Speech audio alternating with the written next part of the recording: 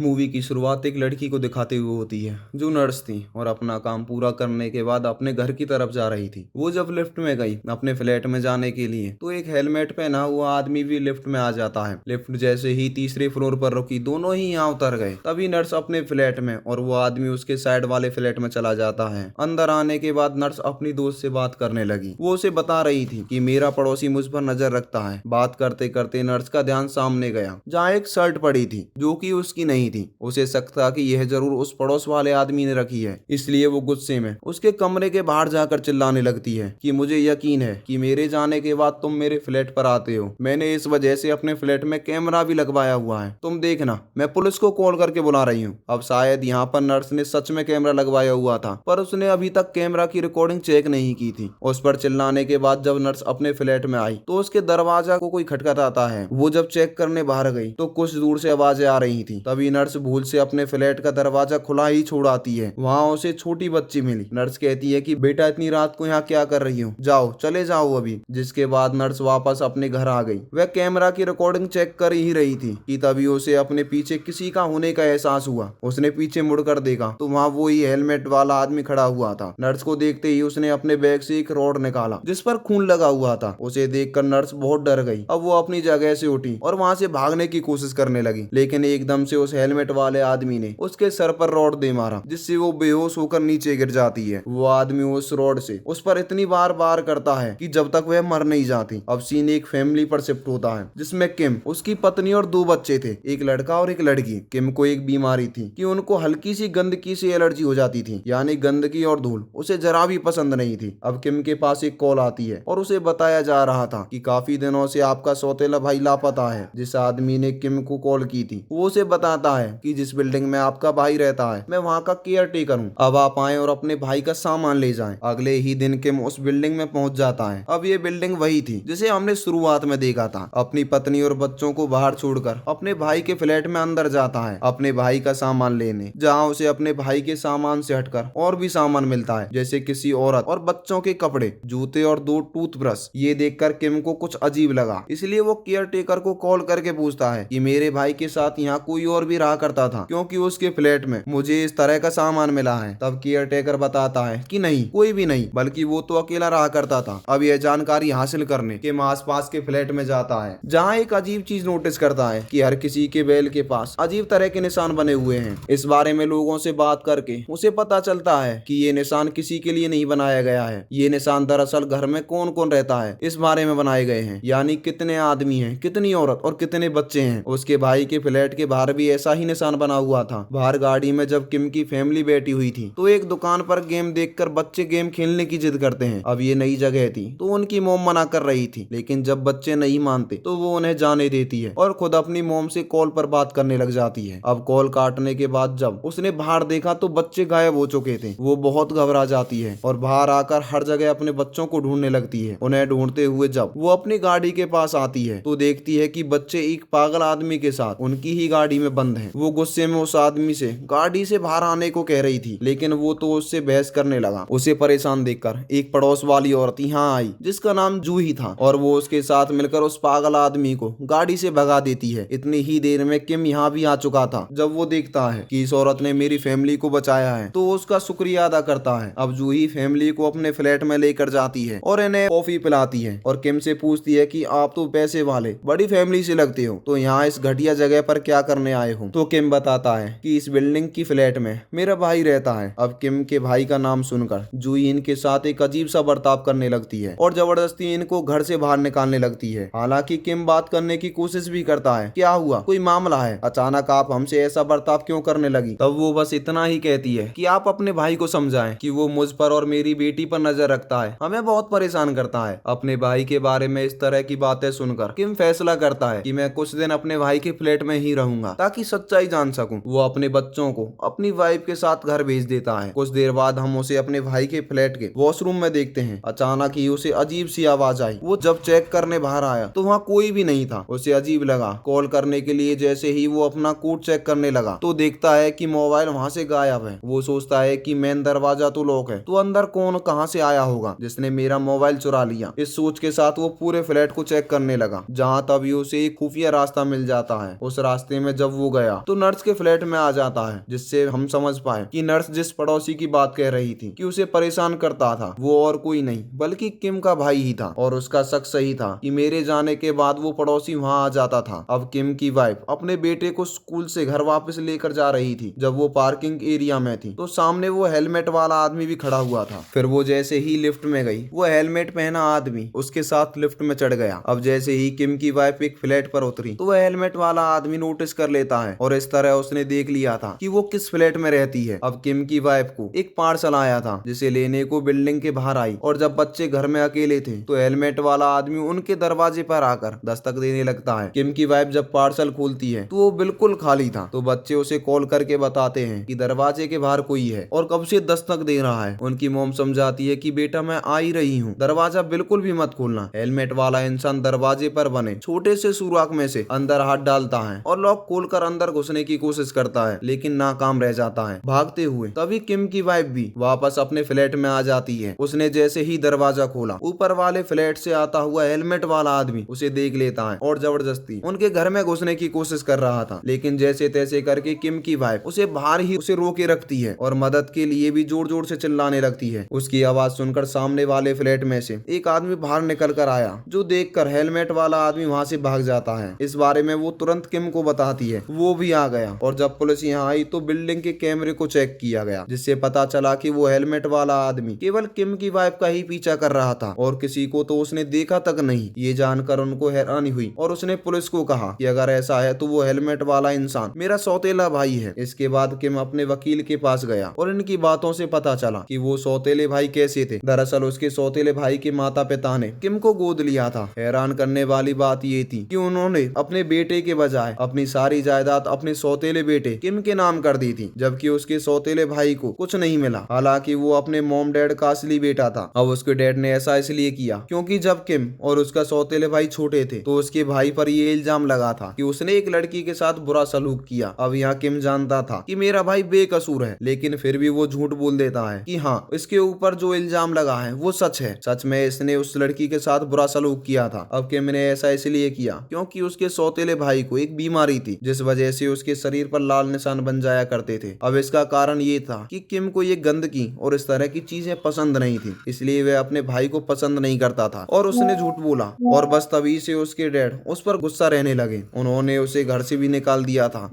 और यही वजह थी कि उसके नाम कोई जायदाद भी नहीं की। अब किम को लगता है कि ये सब मेरा भाई मुझसे बदला लेने के लिए कर रहा है। वकील से मिलने के बाद वो वापस अपने फ्लैट में आ गया और देखता है कि किसी ने उसके बैल पर भी उसी तरह के निशान बना दिए हैं जैसे उसके भाई के फ्लैट के बाहर बने हुए थे कि इनके घर में कितने सदस्य रहते हैं। किम पूरी बिल्डिंग को चेक करता है जहाँ सभी के दरवाजे पर इसी तरह के निशान बने हुए थे। किम की वाइफ स्कूल गई अपने बच्चों को लेने के लिए, जहाँ वो अपनी बेटी को तो ले लेती है लेकिन बेटे के बारे में पता चलता है कि वो तो कब का स्कूल से जा चुका है। बिल्डिंग के कैमरे को चेक करती है जहाँ उन्हें पता चला कि उनका बेटा पार्क में खेल रहा है। पर मुसीबत यह थी कि वो हेलमेट वाला इंसान भी वहाँ पार्क में मौजूद था, जिस बारे में वो जल्दी से किम को बताती है और ये दोनों जल्दी से पार्क में चले जाते हैं। इस बार किम उसको पकड़ने में कामयाब रहता है, उसे काफी मारता भी है, लेकिन वो जब उसका हेलमेट उतारता है तो पता चला कि यह उसका भाई नहीं बल्कि कोई और ही है। सारी हालत की वजह से किम काफी परेशान हो चुका था। वो एक स्टिक लेकर अपने भाई के फ्लैट में जाता है पर जब ये यहाँ पहुंचा तो वहाँ कोई भी नहीं था। परेशान होकर वह वापस अपनी गाड़ी में आकर बैठ जाता है कि तभी उसे हेलमेट पहना एक और इंसान मिलता है जो सामने वाली दुकान में जा रहा था, जिसका वो पीछा करने लगा था। उस हेलमेट वाले इंसान को पता चल गया था कि ये मेरा पीछा कर रहा है तो वहाँ से भागने लगा। उसके पीछे भागकर किम उसे पकड़ लेता है। इन दोनों की हाथापाई होने लगी। उसका भी जब हेलमेट उतारा गया तो पता चला कि यह भी उसका भाई नहीं है बल्कि ये शुरुआत वाली नर्स का दोस्त है। जिसके बाद ये दोनों किम के भाई के फ्लैट में आ जाते हैं। ये अब बातें करने लगते हैं। नर्स का दोस्त किम को बताता है कि मैंने अपनी दोस्त नर्स को अपना क्रेडिट कार्ड दिया था, वो तो काफी महीनों से लापता है, लेकिन मेरा क्रेडिट कार्ड लगातार जगह जगह इस्तेमाल हो रहा है। ये दोनों बात कर ही रहे थे कि तभी किम की नजर बाहर गई जहाँ पर हेलमेट वाला इंसान खुफिया रास्ते के पीछे भी खड़ा था। ये दोनों जल्दी से भागकर उसका पीछा करते हैं और नर्स के फ्लैट में आ जाते हैं। ये दोनों जब उसे ढूंढ रहे थे तो तभी किम को अलमारी में नर्स की लाश मिलती है जो खून में लथपथ प्लास्टिक में लिपटी हुई थी। वो आकर फौरन किम के ऊपर गिर जाती है जिससे वो काफी डर गया और चिल्लाने लगता है, जिसकी आवाज सुनकर नर्स का दोस्त यहाँ आ गया और जब वहाँ आकर उसे पता चला कि मेरी दोस्त नर्स मारी जा चुकी है तो वह काफी दुखी हो जाता है। लेकिन तभी पीछे से हेलमेट वाला इंसान चाकू घुसा घुसा देता है, जिससे वो काफी जख्मी हो गया था। अगले ही पल वो हेलमेट वाला आदमी उसके सर पर चोट मारकर उसकी जान ही ले लेता है, जिसके बाद वो अब किम के पीछे पड़ जाता है और रॉड से लगातार उस पर हमला करने लग गया था। किम भी इसी दौरान चाकू लेकर उसके पीछे पड़ गया था। बाहर अचानक एक रॉड किम को लग ही गई, लेकिन फिर भी उसने अपने आप को बचाते हुए अंत में उसे पकड़ ही लिया और इन दोनों की हाथापाई होने लगती है। किम उसके ऊपर आकर हेलमेट हटाने की कोशिश करने लगता है, ये चेक करने के लिए कि ये कौन है, लेकिन तभी वो चालाक इंसान अपने आप को बचाने के लिए उसके पैर में चाकू घुसा देता है, जिससे किम को इतनी तकलीफ हुई कि उसने हेलमेट वाले इंसान को छोड़ दिया। और अब हेलमेट वाला इंसान चाकू लेकर किम को मारने ही वाला था कि तभी किम वहाँ पड़ी हुई ईंट को उसके हेलमेट पर दे मारता है और जल्दी से जान बचाकर एक फ्लैट में आ गया, जो कि उस औरत जूही का था। उस वक्त जूही तो घर पर नहीं थी, लेकिन उसकी छोटी बेटी थी जिसकी एक आंख खराब थी। यहाँ किम अपने जख्मों की मरहम पट्टी करता है और क्योंकि उसका मोबाइल बंद हो गया था तो वो जूही की बेटी से फोन मांगता है, जिस पर बच्ची उसे एक कमरे में लेकर गई, जहाँ पर औरतों के पर्स, बच्चों के खिलौने और बहुत सारे फोन पड़े हुए थे। बच्ची उन्हीं में से एक फोन लाकर किम को दे देती है, जो किम का ही फोन था, जो उसके कोट से तब गायब हुआ था जब वो अपने भाई के प्लेट पर था। किम हैरान होते हुए बच्ची से पूछता है कि तुम्हें यह फोन कहाँ से मिला। तब बच्ची बताती है कि ये फोन तो मेरी मम्मी ने मुझे ला कर दिया। ये बात सुनकर किम को सारी बात समझ आ गई, यानी हेलमेट पहनकर सबको जो मारता है वो और कोई नहीं बल्कि इसी बच्ची की मॉम जूही है, और जिन लोगों का सामान वहाँ पड़ा था वो सब उसके शिकार थे। ये जानकर किम चक्कर खाकर वहीं जमीन पर गिर जाता है, लेकिन जब उसकी नजर सामने गई तो उसे अपने भाई की लाश दिखती है, जो खून में लथपथ थी, बिल्कुल नर्स की लाश की तरह। इससे पहले कि वो कुछ करता, हेलमेट पहने जूही भी यहाँ आ जाती है और किम के सर पर जोरदार हमला कर देती है, जिससे वो बेहोश हो गया। उसे मरा हुआ समझकर जूही उसका सारा सामान ले लेती है। उधर किम की वाइफ अपने सामान की पैकिंग कर रही थी, क्योंकि वो अपने बच्चों को अपनी मॉम के घर अमेरिका भेज रही थी। बिल्डिंग के बाहर हम जूही को देखते हैं, जो अपनी बेटी के साथ किम के फ्लैट में जा रही थी। गाड़ी में बैठकर किम की वाइफ को याद आता है कि मैं तो दवाइयाँ लेना भूल गई, तो इसलिए वो दवाइयाँ लेने वापस फ्लैट में आ गई। दवाइयाँ लेकर वो वापस जाने ही वाली थी कि तभी उसके पास किम की कॉल आई, क्योंकि वो जिंदा था। उस वक्त बस वो बेहोश हुआ था। वो अपनी वाइफ को सारी सच्चाई बता देता है कि वो हेलमेट पहना इंसान कोई आदमी नहीं, औरत है, वो भी और कोई नहीं बल्कि जूही है। इसलिए तुम जल्दी से फ्लैट खाली करके वहाँ से निकलो, क्योंकि वो वहाँ आती ही होगी। इससे पहले कि उसकी वाइफ वहाँ से भाग पाती, जूही वहाँ आकर उस पर रॉड से वार करके उसे बेहोश कर देती है। फिर जूही जाती है पार्किंग एरिया में, जहाँ गाड़ी में उसके बच्चे बैठे हुए थे, जो बच्चों को दरवाजा खोलने को कहती है, पर वो समझदार थे और दरवाजा नहीं खोलते। जूही को याद आता है कि गाड़ी की चाबी तो मेरे पास है, जो उसने किम को बेहोश करने के बाद ले ली थी, जिसकी मदद से वो गाड़ी खोलकर अंदर घुस आई और बच्चों को भी मारने की कोशिश करती है। लेकिन बच्चे बड़ी चालाकी से गाड़ी से बाहर निकल जाते हैं और वहाँ से भागने लगते हैं। किम भी पार्किंग एरिया में आ गया था, पर वो ज्यादा तेज नहीं भाग सकता था, क्योंकि उसकी टांग पर चोट लगी हुई थी। दोनों बच्चे जूही से बचते हुए अपने फ्लैट में आ चुके थे, पर वो भी पीछा करते करते अंदर घुसी ही आई थी। थोड़ी ही देर में किम भी फ्लैट में आ जाता है। इससे पहले वो अपने बच्चों तक पहुंच पाता, रोड से जूही उस पर हमला कर देती है, उसके ऊपर चढ़ गई और जगह जगह देकर मारती है, जिससे किम बेहोश हो गया। जिसके बाद वो दोबारा से बच्चों के पीछे पड़ गई। इतनी ही देर में किम को भी होश आ गया और वो आराम से रोकते हुए से समझाता है कि देखो, तुम्हें ये घर पैसा चाहिए ना, तो ये सब ले लो, तो ये सब रख लो, लेकिन प्लीज मेरी फैमिली को कुछ मत करना, उन्हें छोड़ दो, जाने दो यहाँ से। जूही उनकी बात सुनती है और यहाँ वो सोचती है, तभी दरवाजे पर दस्तक होती है, जो कि वहाँ पुलिस आ गई थी। इस वजह से वो घबरा गई। वो फिर किम पर हमला करके गला दबाकर उसे मारने की कोशिश करती है। अब थोड़ी देर पहले किम ने देखा था कि घर में पेट्रोल लीक होकर फैला हुआ है। इसके लिए वो लाइटर लेता है और आग लगा देता है। आग फैलते ही फैलते पूरे घर में लग जाती है। आग देखकर जूही बहुत घबरा गई, क्योंकि आग उसके पास तक आ गई थी और उसके कपड़े भी जल रहे थे। वो पानी डालकर आग बुझाने की कोशिश करती है, लेकिन वो पूरी तरह आग की चपेट में आ गई थी। पूरी तरह जलकर उसकी मौत हो जाती है। तभी दरवाजा खोलकर पुलिस भी अंदर आ गई और पुलिस इस परिस्थिति को संभालते हुए किम की फैमिली को बचा लेती है। अगले दिन दिखाया गया कि ये फैमिली बिल्कुल ठीक और सही सलामत है। किम ने अपना फ्लैट छोड़ दिया है, जहाँ पर एक नई फैमिली शिफ्ट हो रही थी, क्योंकि किम अपनी फैमिली के साथ हमेशा के लिए अमेरिका शिफ्ट हो रहा था। इसके बाद हम देखते हैं कि फ्लैट की एक अलमारी में जूही की बेटी छुपी हुई थी, जो उस हादसे में बच गई थी। अब जूही तो मर गई थी, तो यह शायद ये सिलसिला भी खत्म हो जाए, नहीं तो उसकी बेटी तो जिंदा है ही, शायद जिससे यह जारी भी रहे। और इसी सस्पेंस के साथ ये मूवी यहीं पर खत्म हो जाती है।